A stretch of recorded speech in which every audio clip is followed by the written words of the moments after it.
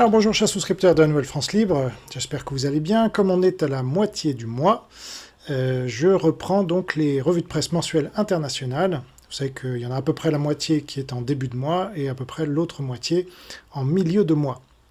Donc là c'est la reconstitution de l'URSS pour octobre-novembre 2024.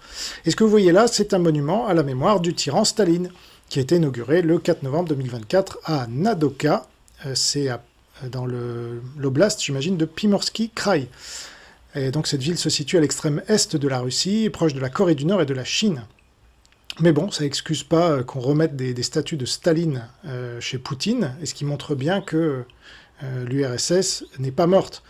Donc le Parti communiste de la Fédération de Russie a exprimé l'espoir que de tels monuments apparaissent bientôt dans toute la Russie. Ah là là, c'est beau.